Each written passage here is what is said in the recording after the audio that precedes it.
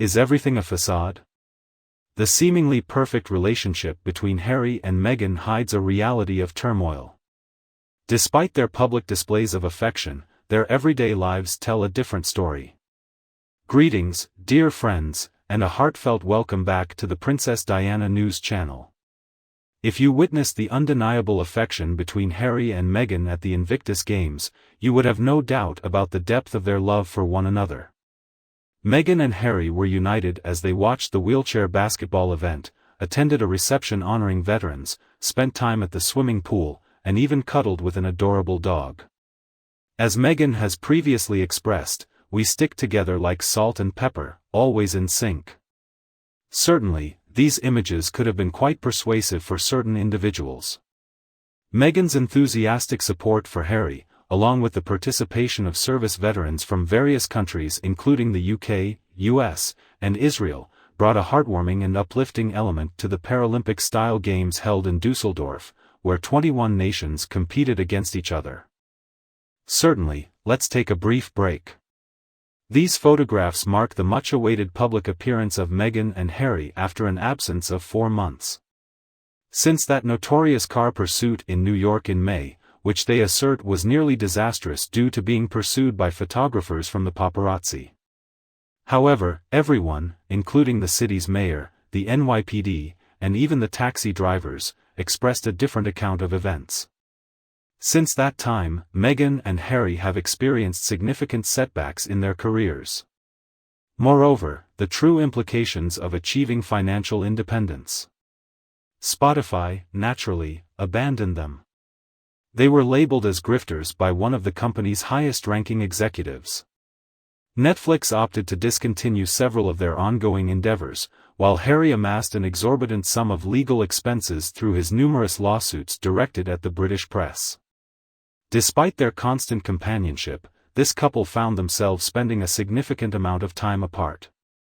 Actually, numerous individuals I have conversed with have expressed that they were living distinct lives since Meghan desired to pave the way for a new lifestyle brand, whereas Harry seemed to be primarily preoccupied with the past. Inevitably, I believe that their paths were bound to diverge professionally. Only Meghan, not Harry, made the decision to team up with the renowned agent Ari Emanuel in the hopes that this partnership will catapult her into the realm of a prominent global lifestyle influencer. Meghan was conspicuously absent from the media frenzy surrounding Harry's book, Spare, and her presence was limited in Harry's most recent Netflix documentary, Heart of Invictus. She has joyfully demonstrated her independence by going out without Harry, who celebrated his 39th birthday last month. She attended a live performance by Taylor Swift in the company of her friends. She took the opportunity to go shopping for flowers, but Harry was not with her. She was enjoying a lunch outing with her female friends. She relished in a series of influential gatherings at upscale eateries in Montecito, and on Meghan's 42nd birthday, she indulged in a lavish evening at an opulent hotel near their impressive residence. Soon after, whispers began circulating that they were in search of a new home in Malibu to be closer to Los Angeles. We even witnessed Harry appearing unenthusiastic at a Beyoncé concert. However, a few days later, he seemed engrossed while watching Lionel Messi compete for Inter Miami in L.A. His mood appeared greatly improved. Later on, Meghan decided to attend Beyoncé's second performance. She was captured in a photograph alongside Kerry Washington from Scandal and Kelly Rowland from Destiny's Child. Kerry appeared disinterested in meeting Meghan as she deliberately excluded her from the photo when sharing it on social media. However, Meghan and her team appear to have realized that her public criticism of the royal family in their revealing Netflix documentary has greatly damaged her popularity. Meghan now seeks to transition away from the Duchess role, while ensuring she retains her title, with aspirations to establish her own worldwide brand. However, Harry may not be particularly inclined towards seeking excessive public attention. In reality, I don't believe he ever truly derived pleasure from it. In truth, his true happiness lies in dedicating his time to philanthropic endeavors alongside the invisible children, rather than venturing outside. However, Meghan's desires in life do not align with that. Essentially, the Invictus Games presented Meghan and Harry with an opportunity to commence anew. It was made clear that the charity belonged to Harry, not Meghan. Meghan's team is endeavoring to enhance Meghan's relatability. They made sure to emphasize that Meghan styled her own hair and applied her own makeup at Invictus, showcasing her eclectic mix of brands such as Banana Republic and Chanel.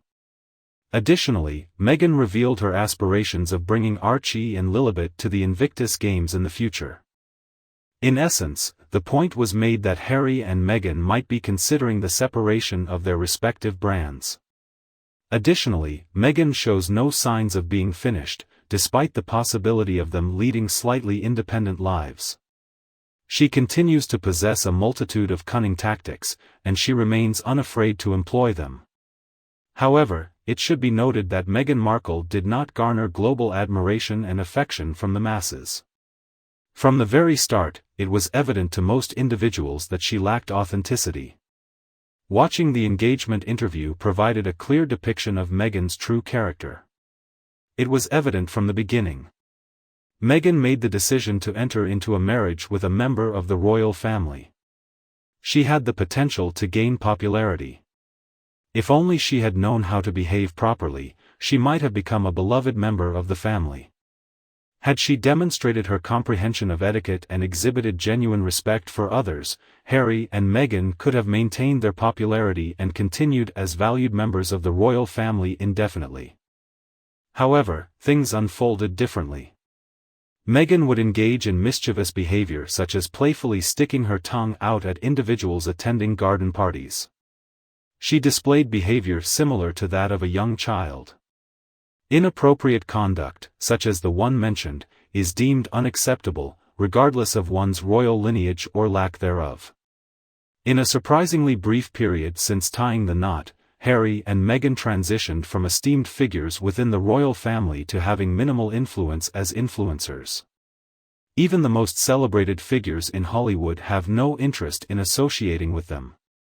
Kevin Costner indirectly criticized Meghan for her disrespectful and unpleasant behavior when she attended his recent event. He voiced his opinion that she was not suitable to be present at the event. Wherever Harry goes, people perceive him as an outcast due to the general dislike and lack of respect for Meghan.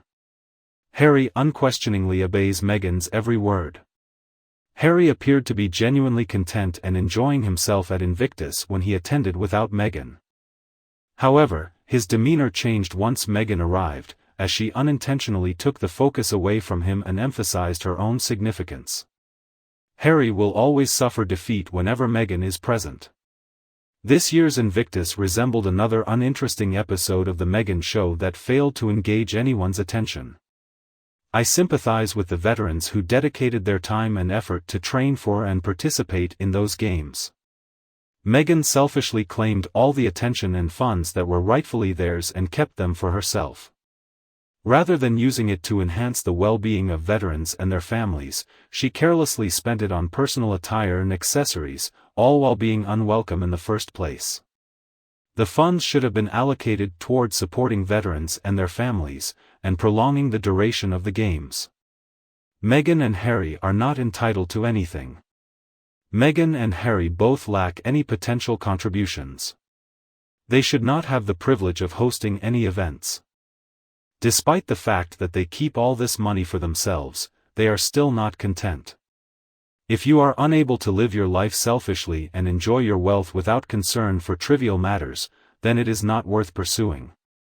However, Meghan is forced to endure constant fear as she is well aware of the numerous falsehoods she has uttered, fully expecting them to have long-lasting consequences. As with the aforementioned video, Meghan experienced the consequences of her actions. Public enemy number one was successfully pursued and eliminated by karma. As per usual, your penchant for outstanding comments remains unwavering. Thus, allow me to promptly present a selection of them. The initial remark is made by an individual with Aquarius as their zodiac sign. It's wonderful to see you once more.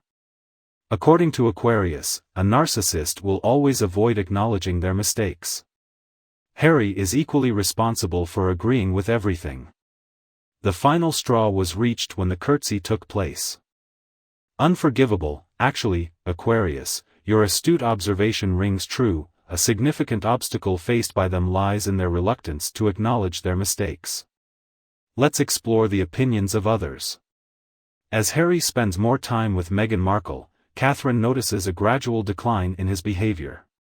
The royal family has lost confidence in him once more. Harry has severed all ties with the royal family. Meghan Markle believes she has acted appropriately and prioritizes her own well-being over others, displaying a lack of empathy. She will steadfastly refuse to apologize for her flagrantly incorrect actions or statements. The initial M belongs to her.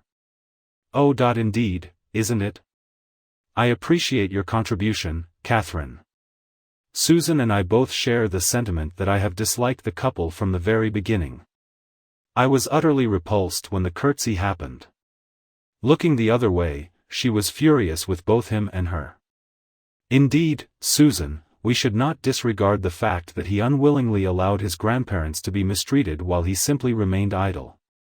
It's unforgivable. America will forever remember Ganymede's cruelty towards the esteemed Queen and Prince Philip during their final moments. I am confident that Britain will also not fail to remember. Thank you for your input, Ganymede. On the following page of comments, Janie states that dishonest individuals will inevitably face the consequences of their deceitful actions. Janie, I completely agree. That's precisely why I remain unconcerned about Meghan's future. Due to the fact that I am aware that she has personally constructed her own unpleasant circumstances and is now forced to endure them.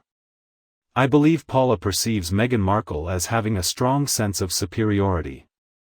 Is it possible that she lacks genuine friendships? Or is her intention simply to have subordinates whom she can mistreat and intimidate at will? Moreover, she strikes me as more of a parasite than someone who merely takes advantage of others. Regrettably, it appears that Harry has not shown much improvement. Imagine the immense impact on society if individuals could effortlessly transform negative thoughts into positive perspectives, ultimately creating a more remarkable world for all. When Meghan Markle was young, it would have been beneficial for her to have been exposed to Grimm's fairy tales rather than Disney's adaptation. Thank you. In response to your inquiry about Meghan's companions, it is safe to say that she lacks genuine friendships. Her main desire is to have subordinates whom she can mistreat, such as Scooby-Doo, for instance. Furthermore, she also has her mother, of whom I am unaware of the true nature of their relationship when they are alone. It is likely to be quite frightening. However, I believe Meghan lacks the ability to form genuine friendships as she herself cannot exhibit the qualities of a loyal friend. The following comment is courtesy of Linda, who is attempting to clarify Meghan's actions. According to Linda, Meghan had the misconception that becoming a duchess would entail a leisurely lifestyle reminiscent of old movies, involving indulging in bonbons, champagne, and commanding her maids. That outcome has clearly not occurred, has it? Linda, I agree with you. I strongly doubt Meghan comprehended the level of effort and responsibility required as a member of the royal family. She had an unrealistic notion of being a whimsical princess straight out of a Disney movie, which was clearly never going to come true. Unfortunately, her lack of awareness prevented her from understanding this. Okay everyone, our time is up for now. We'll pick up this discussion in the upcoming video. This is the concluding moment of my video, and I sincerely appreciate your viewership. Remember to show your support by liking and subscribing to Princess Diana News channel, ensuring you stay updated with future video releases. Goodbye. Certainly, I will make sure to return for the upcoming video to visit you once again.